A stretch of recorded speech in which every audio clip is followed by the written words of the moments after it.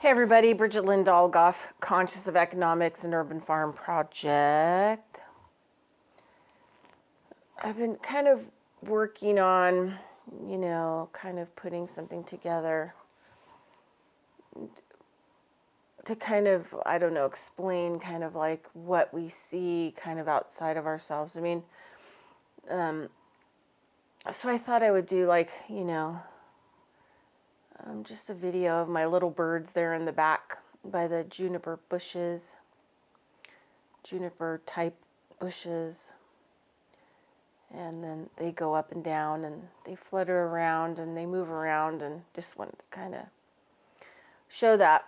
I'll also talk about, several things that Steiner says that birds are necessary for.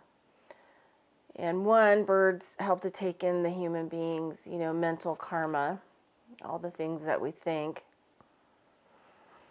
And the only time they can release it is, Steiner says, when they pass on. So they take up a huge burden, the stuff that goes through our mind that we don't think impacts the world around us.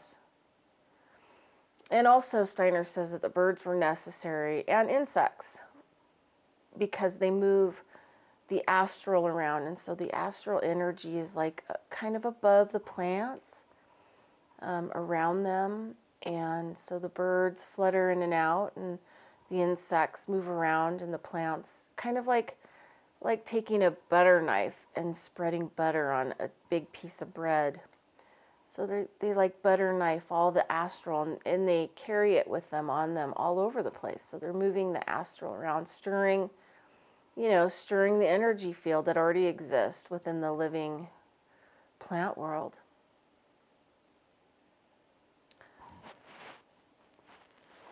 And so that's, okay, so we're going to say that's the truth.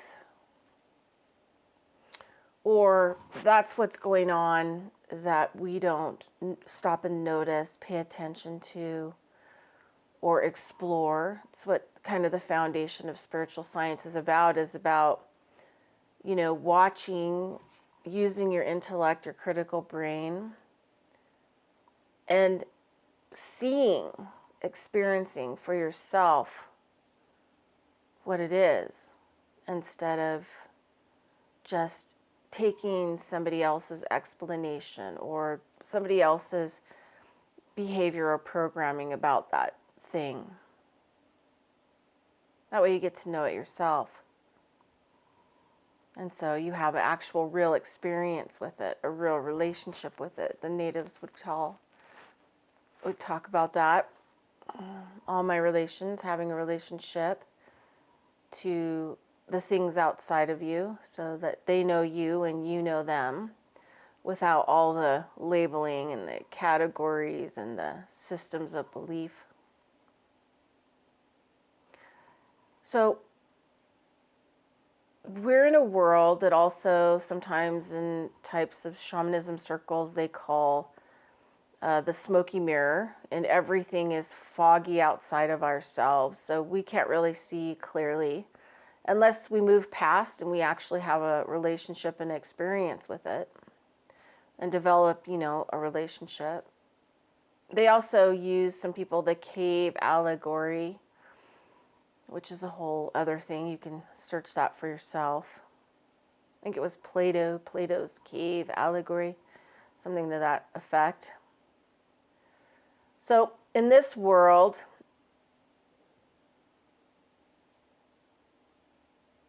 and I'm going to use they as kind of a generalization and kind of loose,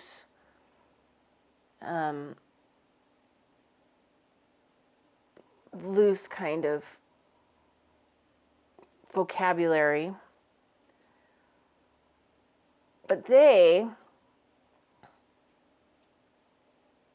took everything and, in some cases, what's called upside down. I'm going to call it the upside down. And then there's also the reversed, the mirror image and the reflection back to us, which is the reverse. And then sometimes it's sold to us in this reality upside down and reversed, which makes it way more complicated to kind of figure out what the truth of the matter is, right? What the aspects of it are.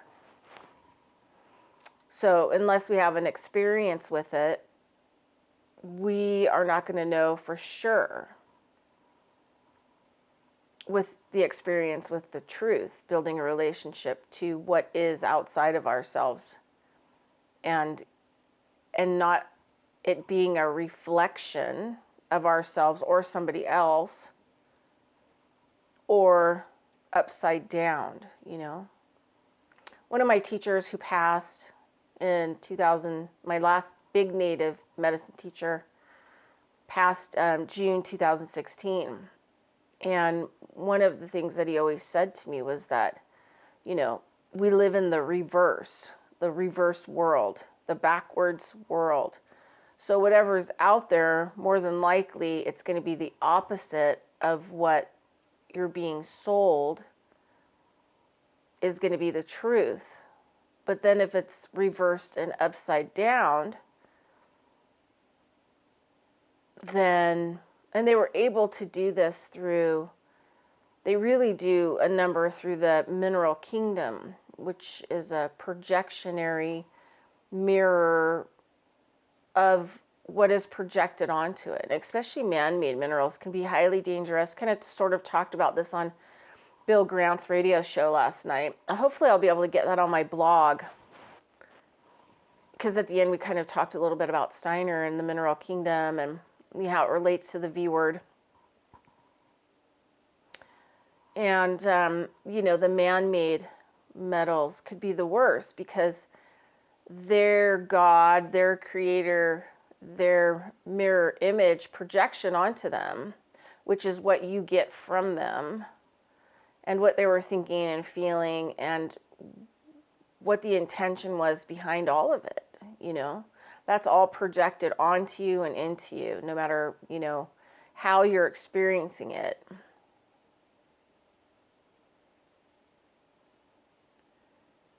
So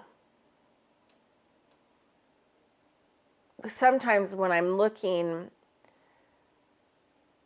say, at information and stuff like that that's coming, you know, like through the internet and whatever else, sometimes I have to view it several times so that I can read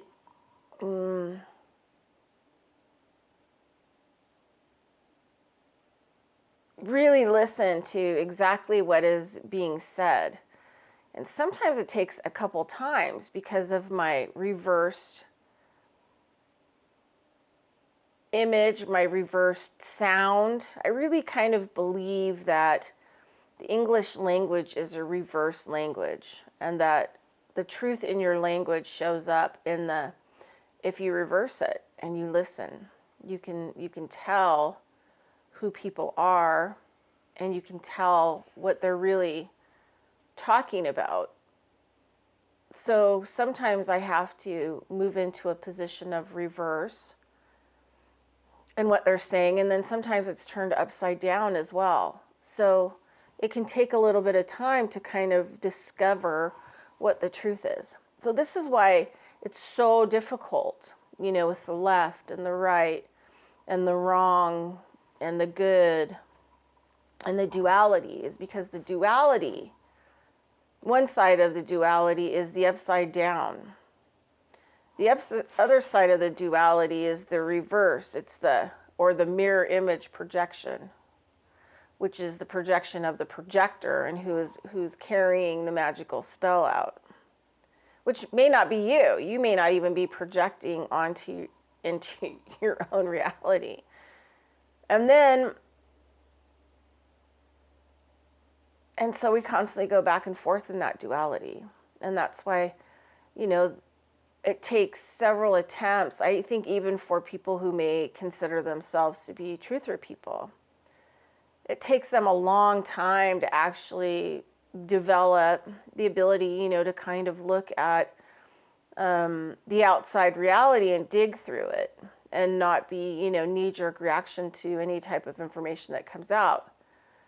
Because they're moving into the experience with it, right? Noticing it, watching it, pay attention to it, you know, deciphering it in their own mind and through their own self.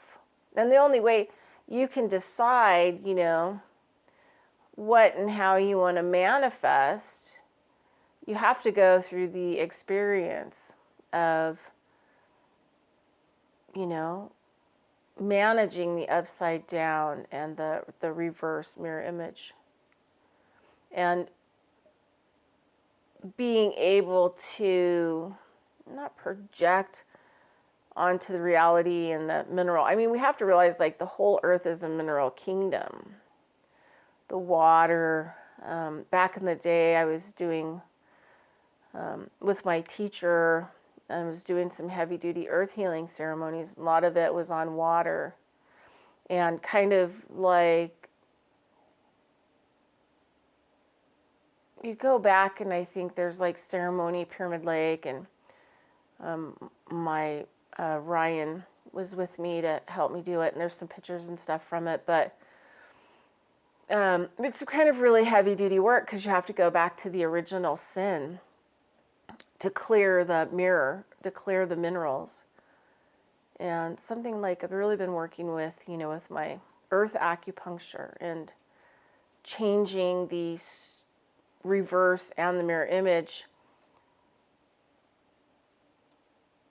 into, you know, an intention that maybe can, you know, bypass it all. So I don't really know if that makes enough sense, and I'm sorry if it doesn't really make enough sense, but that's what we're seeing in the outside world, and what is projected onto us is upside down and in reverse. And sometimes it's not, it's like the birds, okay? I could say, oh yeah, they're a bird, and they're a species of bird. Let's say that would be the upside down information.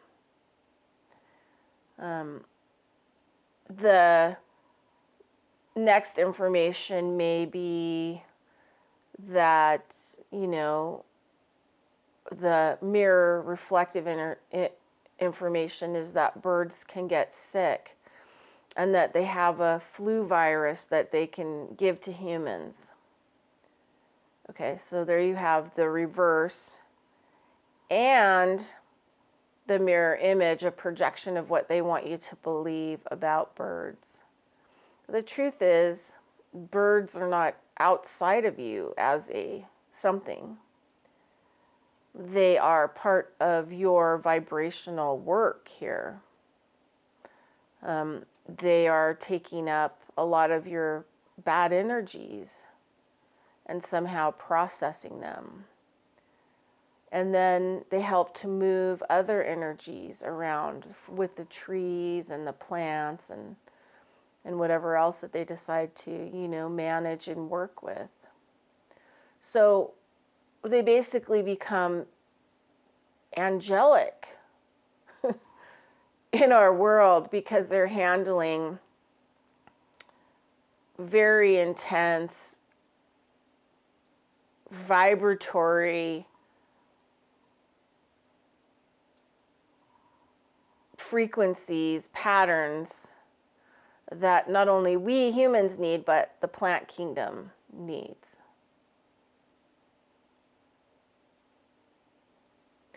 So that would be, for me, that would be the truth. But like I said, upside down would be like, oh, it's a bird, and this is the species of the bird. And,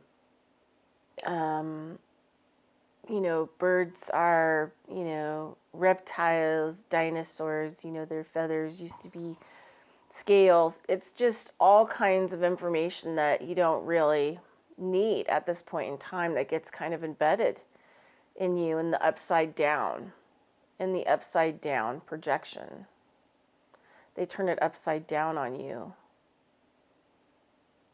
so that you don't actually have your own experience with them and watch them and utilize them in your work and help them in their work as, living beings, almost angelic, really. And then the reverse is, that they can get sick and they can make humans sick, which is another side of the polarity. So people will be on the factual trivia, daily trivial, blurbs of information that are absolutely zero of any kind of importance.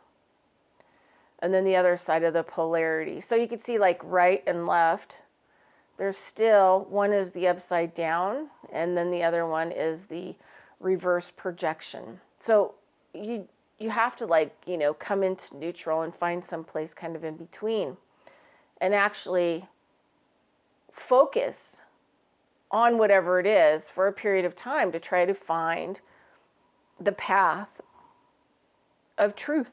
The truth will set you free, but it's going to make you, extremely, extremely miserable along the way, because you have to fight all those things in you that were projected onto you, the upside down and the mirror of reflection. And sometimes they operate together, which makes it kind of a deeper mess, which may take, more time for you to unearth and unveil. But it's about you stepping out of your comfort zone to be able to do that. Anyway. All right, well, that's my talk for today. I've got lots of stuff to do today, and so that's what I have for you. So these are, I want to start, I've been working on for the last couple of years putting together a homeschooling for kids from 7 to 18, and if their parents want to join or whatever, but it would be on concepts of agriculture and nature, which back 16 years ago I took the most phenomenal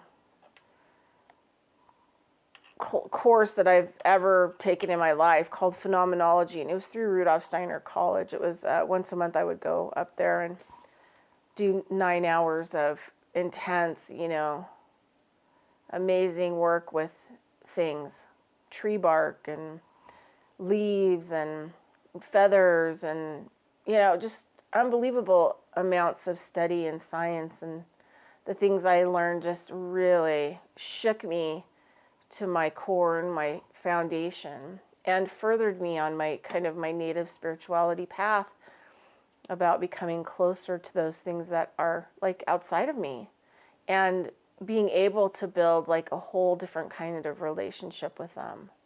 Not just, the upside down or the mirrored image, reflection, but an actual real one-on-one personal relationship. It's amazing to me how, we think we know, but we don't know when we know nothing.